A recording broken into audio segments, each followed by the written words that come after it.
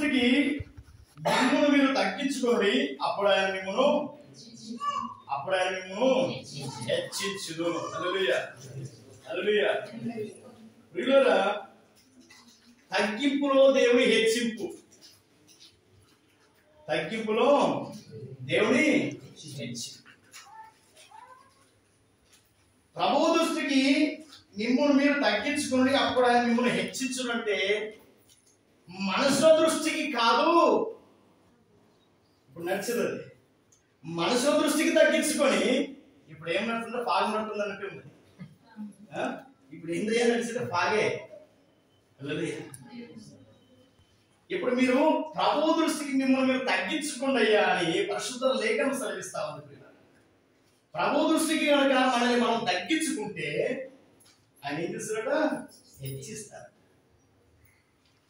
క్రైస్తవ జీవితంలో ప్రియ సహోదరి సహోదరుడా ఉండవలసినది ప్రార్థన, వాక్యము, ప్రవర్తన, దాని తర్వాత ఈ మూడు కలిపితేనే తగ్గింపు. హల్లెలూయా, హల్లెలూయా. తగ్గింపు లేనిది అది ఏది సాధ్యం కాదు.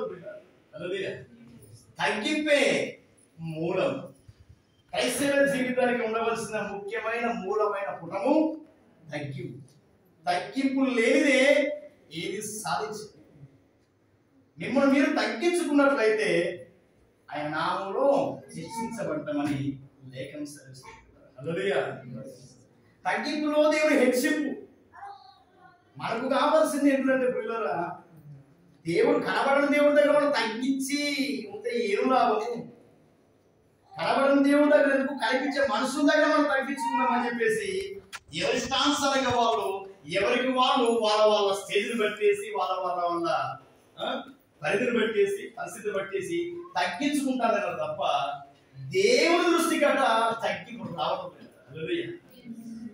ప్రభు దృష్టికి అంటున్నాడు. ప్రభు దృష్టికి అంటే ఆయన దృష్టికి ఆయనే చూసే విధముగా ఆయన చూచులాగున మన ప్రవర్తన, మన నడవడిక, మన హావభావాలు ఏదన్నప్పటికీ కూడా ఆయన దృష్టికి కనబడే విధంగా అట్లా ఏం చేయాలంట? తగ్గించుకుంటాం. కానీ పిల్లరా ఆయన దృష్టి కాదు కదా. మనము అసలు ఆయన దృష్టికి మనం తగ్గింపు కాదు, ఆయన దృష్టికి ఎక్కడికి వెళ్ళదు. ఎందుకంటే ఆయన దృష్టి కాకుండా మన దృష్టిని మళ్ళించడం జరుగుతుంది. లోకమైన దృష్టిలో మనం ఏం చేస్తామంటే మన క్యాడర్ కాపాడుకోవడం కావచ్చు, లేదా మన స్థానాన్ని ఆ పద్ధతిగా ఆయన ఉంచాలని చెప్పేసి వాళ్ళ దగ్గర తగ్గింపు తక్కువగా ఉంటుంది తప్ప దేవుడి దగ్గర తగ్గింపు అనేది లేకుండా.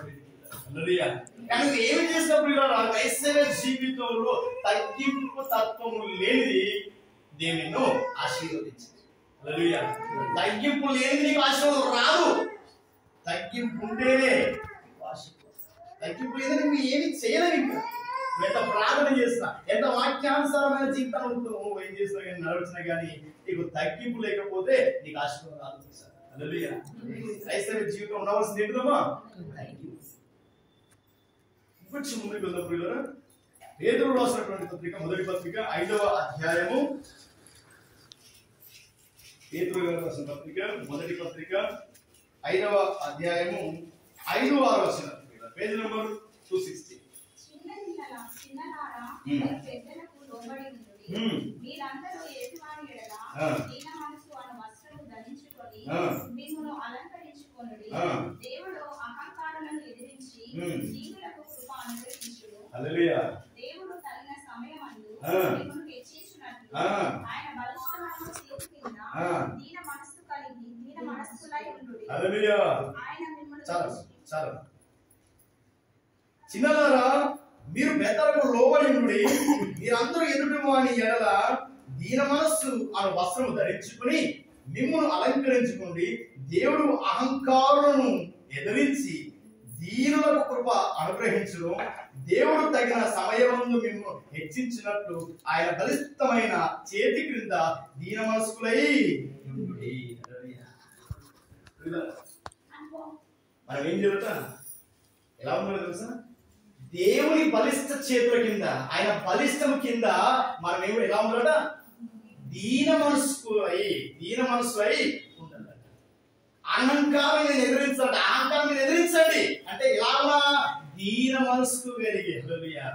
అహంకారం గల వాళ్ళు ఉంటారు, గర్విస్తుంటారు. వాళ్ళ దగ్గర మనం దీన మనస్సు కలిగాక ఆ దీన మనస్సుతోటి ఎదిరించి బలిష్టమైన దేవుని చేతుల క్రింద నీవు ఉన్నట్లయితే, హల్లెలూయా, ఆయన అహంకారం నువ్వు ఎదిరించాలి. ఎలా ఎదిరించాలి? ఏ వస్త్రముతో? దీన మనస్సు అనే వస్త్రముతో ఆ ఎదుటి ఉన్నటువంటి ఆ అహంకారాన్ని ఎదిరించాలంటే దీన మనస్సు అనే వస్త్రాన్ని నువ్వు ధరించుకొని దేవుని యొక్క బలిష్టమైన చేతుల క్రింద దీన మనస్కులై నీవు ఉన్నట్లయితే, హల్లెలూయా, తగిన సమయం, ఏ సమయము? తగిన సమయము చెప్పబడిన పైన చదివినటువంటి వాక్యాన్ని బట్టి తగిన సమయంలో దేవుడు మిమ్మల్ని హెచ్చిస్తాడు అంటున్నాడు. హల్లెలూయా, ఇది సాధ్యమేనా? మరి ఆయన హెచ్చించే సమయం ఇచ్చేస్తుంది. మనకు మనం హెచ్చించుకుందాం, మనకు మనం హెచ్చించుకుందాం. ఆయన సమయం వచ్చేసరికి బలిష్ఠకి తన చేతుల కింద అంటే ఆల్రెడీ ఆయన చేతికి పిప్పి అయితే కదా. అహంకారాన్ని ఎదిరించాలంటే ఏమి కావాలా? దీన మనసు. ఎదుటి వాళ్ళు అహంకారంతో గర్వంతో ఉన్నారు, వాళ్ళను నువ్వు ఎలా ఎదిరించాలంటే దీన మనస్కై, అంటే తగ్గింపని వస్త్రముతో దీన మనస్కులై ఆయన ఎదిరించి నువ్వేం చేయాలి? ఆ దీన మనస్కుని ఆయుధముతో నువ్వు ఆయన ఎదిరించి బలిష్టమైన దేవుడి చేతుల కిందికి నువ్వు వచ్చినట్లయితే, ఆ చేతుల కింద కూడా అప్పటికి నువ్వు ఎలా ఉండాలి?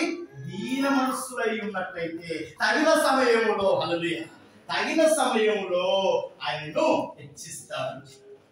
హల్లెలూయా, హల్లెలూయా. మరి ప్రియులారా, దీన మనస్సై ఉన్నట్లయితే, తగ్గింపు తత్వంలో నీవు ఉన్నట్లయితే, ఆ తగ్గింపు తత్వము ఇంకెప్పుడు నువ్వు చూడలేదు కదా. తగిన సమయం అట. హల్లెలూయా. అంటే ఏ సమయం? నీ సమయం కాదు, పక్కన సమయం కాదు, దేవుని సమయం వల్ల ఆయన చూసి ఆ తగిన సమయంలో నిన్ను ఎప్పుడు ఎక్కడ ఎలా హెచ్చించాలో, హల్లెలూయా, ఆయనకు బాగా తెలుసు. హల్లెలూయా. ఎందుకంటే ఆయన బలిష్ట చేతులు నువ్వు అప్పచెప్పుకుంటున్నావు. దేని ద్వారా? దీన మనస్సుకులై, దీన మనస్సుతో ఆయన చేతుల కింద ఉంటున్నావు. కాబట్టి ఎవరి ద్వారా? అహంకారం ఎదిరించి, మాటకి మాట చెప్పకుండా, ఎదురించకుండా ఏం చేస్తున్నావమ్మా? దీన మనస్సు కలిగి ఆ ఎదుటి వారి అహంకారం ఎదిరించి నువ్వు దీన మనస్సు చెందుకొని బలిష్టమైన దేవుని చేతుల కింద నువ్వు భద్రంగా ఉంటున్నావు. కాబట్టి ఆ యొక్క దీన మనస్సు నిన్ను దేవుడు చూసి అప్పుడు నీ సమయం, అంటే ఆయన సమయం, తగిన ఆయన చూడాలి. తగిన సమయం ఎవరి సమయం?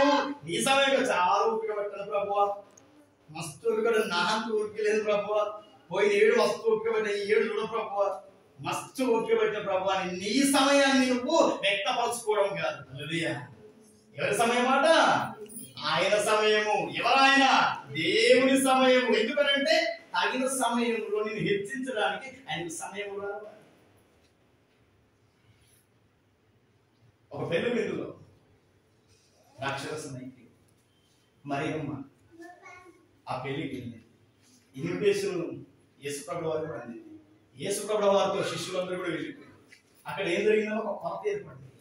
ద్రాక్షారసము అయిపోతుంది. అయ్యో అని చెప్పేసి పెద్ద కుటుంబం కావాల్సింది. మరియమ్మ ఒకటి వచ్చేసి జ్ఞానవంతులుగా, అయ్యా ఏమ్మా నా సమయం ఇంకా రాలేదు, నా సమయం రాలేదు అని చెప్పేసి అంటే ఆయన సమయం రావాలి. అక్కడ ఆయన ఉన్నప్పటికీ కూడా, హల్లెలూయా, అక్కడ ఆయన ఉన్నప్పటికీ కూడా ఆయన సమయం రాలేదట. ఆయన సమయం రాలేదట.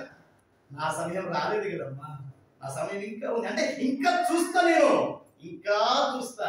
అంటే వాళ్ళ హృదయంలో ఏదో ఉన్నది, వాళ్ళ హృదయంలో ప్రార్థన ఉండవచ్చు, వాళ్ళ హృదయంలో వేడుకునే ఒక సమస్యతో ఉన్నారు వాళ్ళు. ఎందుకంటే వారికి కొరత ఉన్నవాళ్ళు అడగాలి, కొరత ఉన్నవాళ్ళు ప్రాధాన్యపడాలి.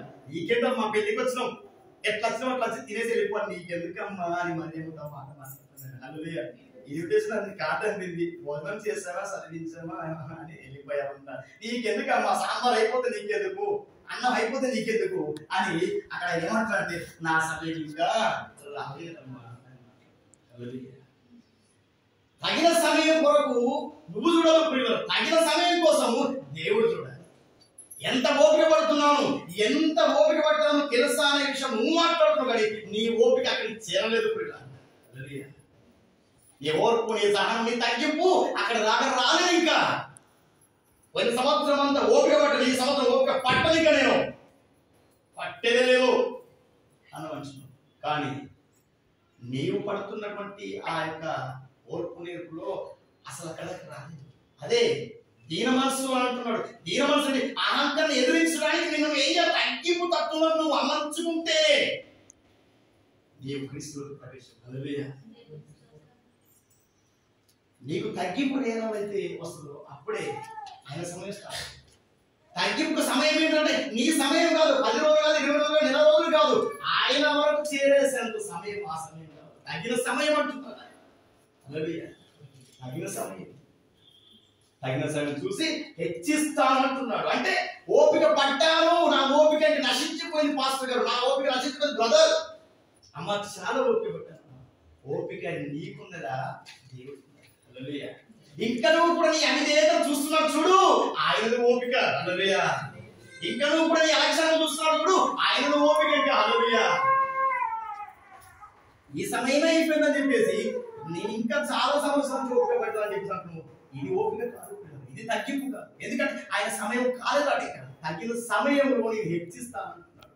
ఆ సమయం కొరకు మనం ఎదురు చూడాలి. హల్లెలూయా. అలాంటి సమయం కొరకు పరిశుద్ధ గ్రంథంలో ఒకరు ఎదురు చూశారు. హల్లెలూయా. అలాంటి సమయం కోసం పరిశుద్ధ గ్రంథంలో ఒకరు ఎదురు చూశారు. ఆయన ఎంత గొప్పవాడంటే హల్లెలూయా. యోసేపు జీవితం దీనికి తగినట్టుగా ఉంటుంది. యోసేపు జీవితం దీనికి తగినట్టుగా ఉంటుంది. ఈ వాక్యం మనం